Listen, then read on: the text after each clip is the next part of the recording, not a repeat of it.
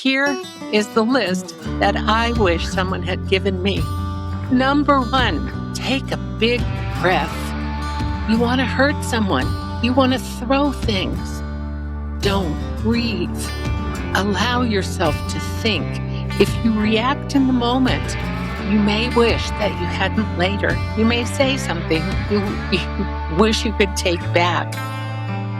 There is an advantage to keeping your powder dry. You're going to need every advantage you can get.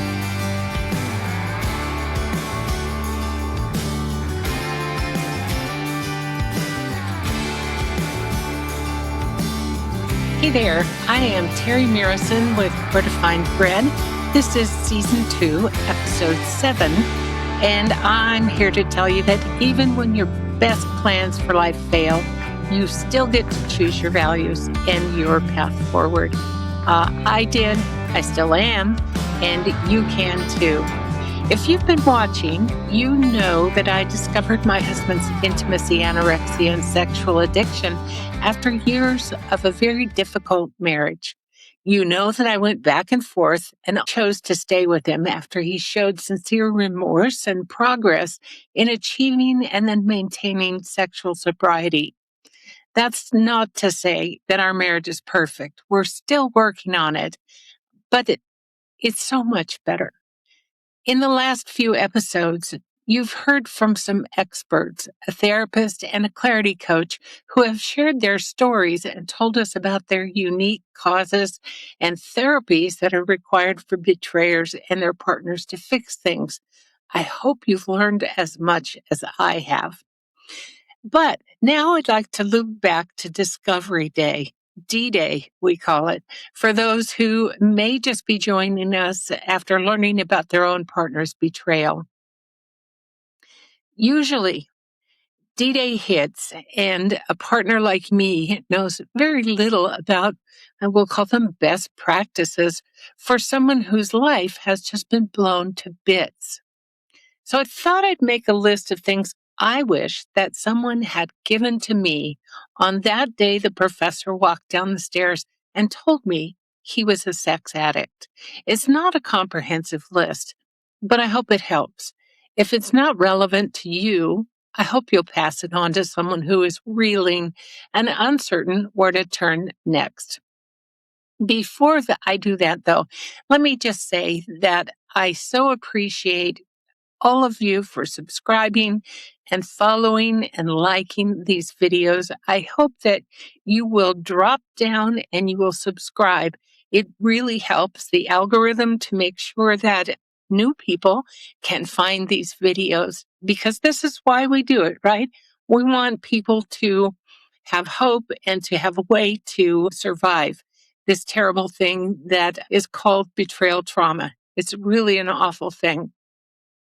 But all that said, thank you so much for liking, following, and subscribing. Here is the list that I wish someone had given me. Number 1, take a big breath. You want to hurt someone. You want to throw things. Don't. Breathe. Allow yourself to think. If you react in the moment, you may wish that you hadn't later. You may say something you wish you could take back. There is an advantage to keeping your powder dry. You're going to need every advantage you can get for the next year, or until you decide what you're going to do and even beyond. So stop, breathe, think. Number 2, I wish someone had told me, get out a notepad, start writing things down immediately. If you're like me, you'll go numb, and then you'll have trouble remembering, what did he say? What did you say? And a million little details. You'll have to spend countless hours trying to play back the conversation and trying to reconstruct. I even had to go back and ask the professor, what did you say? How exactly did we get on the conversation? You get this confusion and this numbness that makes you incapable of remembering what was said. You want to remember every word accurately. So that first day, before you get too far from the actual conversation, do yourself a favor, write it down so you don't have to ask. It's just not fun to go back. It makes you feel pretty confused and weak to have to ask. Number 3, go out and get some really vigorous exercise. It had snowed the morning that I found out, and I was literally quivering with rage. I didn't know what to do with it. I was so angry because I had discovered that I'd been lied to purposefully over and over and over for decades. And, I hate to exercise. I hate it. But I was so angry. And I went outside with a snow shovel and I began to just get rid of that snow. And I found that as I did that, my rage melted away. It didn't take away my anger. I was still angry, but I was no longer uncontrollably angry. Somehow it just helped to be able to release that energy. Number 4, don't just look in the phone book for a counselor or a therapist. Go to our website, wheretofindbread.org, look under services and resources, and then go to APSATS.org and look up the therapists and the coaches that practice in your area. Find one with expertise in partner trauma. Because I guarantee you, if you make a mistake and you go talk to a pastor or a counselor who hasn't been trained in betrayal trauma, you risk being told things that will damage you, including that you are responsible for your partner's behavior and sexual acting out. You are not responsible for that. You are not. So make sure that you find a person who has been trained in helping you through that. Number 5, take stock of what you need to feel safe in every way, not just physically safe, because your partner, like mine, may not physically threaten you. It may be emotional, it may be mentally, it may be physically or spiritually.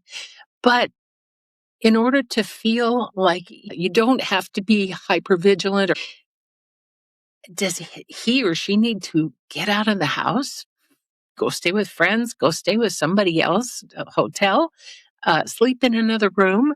What do you need to feel safe? And then require it. It's not unreasonable. You have been assaulted with something that threatens your very safety. So require what you need. The first stage after discovery is about regaining your footing and feeling safe. So insist on it. Then go to the website puredesire.org and look up a local betrayal and beyond group. You may not be a faith based person, and you may be hesitant to get involved with a group that is faith based. There are betrayal and beyond groups that take their cue from the people who are in the group. And so if you're not comfortable in one, then you can look for another. They usually meet in a church, but they're not all overtly faith based. Um, and if your partner is amenable at all, and in my experience, my partner was willing to do almost anything after D-Day just to kind of hang on to equilibrium. And so I insisted he had to get in a group. And it took him a while, but also at Pure Desire, our list of 7 pillars groups. Uh, these are groups that meet long term with like people who are going through the same thing. So they understand the unique issues and challenges and progress through workbooks and reading materials that are designed to bring you safely and confidently through the process of deciding what you're going to do. Not everybody decides to stay together. And so do yourself a favor. Get into those small groups because isolation will not help you get through that process. Number 8, I think we're 8. As you begin to evaluate whether or not to stay with your partner, it's so important to do a detailed financial evaluation of your prospects should you decide to leave. You may decide to leave, but it's so important to do the work of understanding whether or not you can function independently as a single person. There's a lot of anxiety as you go through trying to decide whether or not you're going to stay together. And one of those big anxiety causing decisions is, could I make it on my own? And so very early, I decided I needed to understand if I could do it. And so I split up our income. We're retired, and so it was pretty easy to do that. I took our pensions, I took our Social Security, I split everything up. And then you have all of your living expenses times two, because you have two households. You have vehicles that have to be divided up. You have to be fair. As you go through that process, if you determine that, yes, indeed, you could make it, you'll find that it gives you a sense of confidence that is very important because as you go through the discussion of whether or not you're going to stay together, it, in some points, and it sounds kind of cold-blooded, but it is a bit of a negotiation. And so you do need to be able to negotiate the terms of your recovery or not from a position of strength. And so also it allows you to negotiate the terms of your separation and divorce should you desire to do that. And the way I thought of it was that should we decide to divorce, I would much rather divide everything ahead of the time that lawyers get involved, things get acrimonious. I would rather do it when we still are being fair with each other and can be gracious and considerate. And so doing it ahead of time seemed like a very reasonable thing to do. So do yourself a favor and think through those financial things. Be very, very administrative about how you do it because you absolutely need to know if you can make it. Because if you don't, you'll need to figure out how to increase your income. That means a job. If you cannot make it, you might need to go out and get a job now and start saving money while you still are living with your partner. So do those financial gymnastics so that you understand what you need to do before you have to make that decision. Oh, realize number 9 that your life has just changed forever. You will never go back to the man or the woman that you were before D-Day. And the sooner you can move past denial to grieving what you've lost and imagining what you might gain, the better. That said, you cannot rush any of the stages. You have lost, well, for me, it was over 4 decades of memories of investment. We had our, everything. That's a long, long time, and so there were dreams that were all rolled up into, how we were going to spend the later days of our lives. And it just was very, very sad. And I spent some time denying it. Oh, mine wasn't that bad because he wasn't out there with other women but all of those things all of those things are part of the stages of grief. And the sooner that you embrace those stages and what you have to go through, the sooner that you'll pass through them. And so don't prolong it. Get in those groups, do the work, and encourage your partner to do the same, especially if you hope that he's going to still be around after disclosure, which is, you know, probably at least 6 months ahead of you, maybe more, maybe nine, and there'll be lots of probably tears and anger before then. But today, anyway, look ahead. I think it's really important.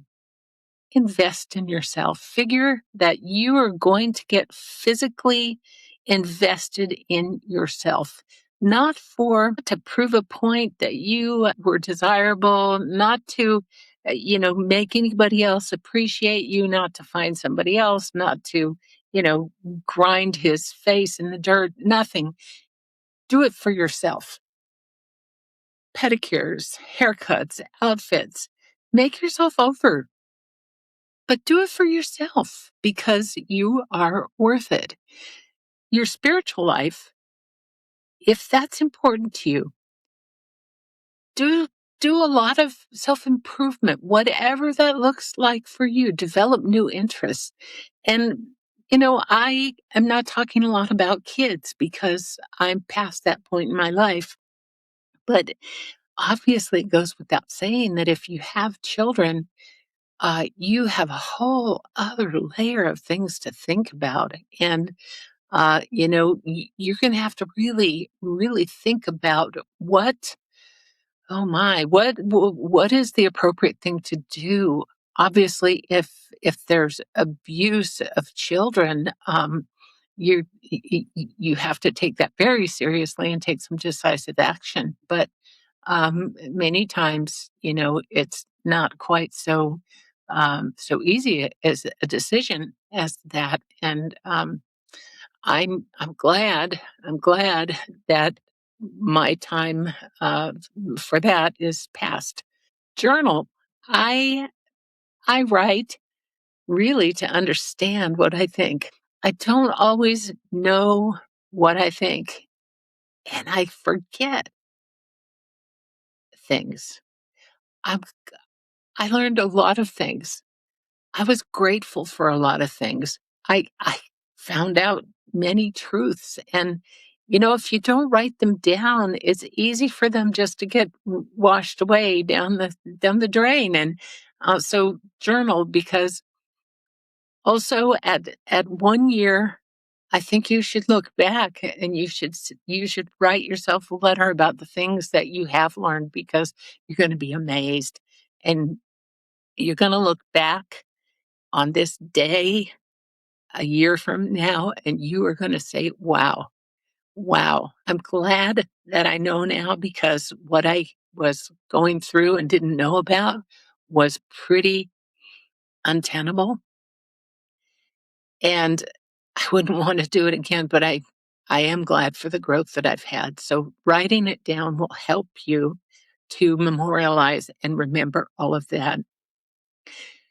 So finally, I think it's really important that whether you decide you need restoration of your marriage or you need a new reality, you know, we never had a good marriage. And so every time people talked about, restoring your marriage, was kind of uncomfortable, because I thought, there's nothing I want to go back to.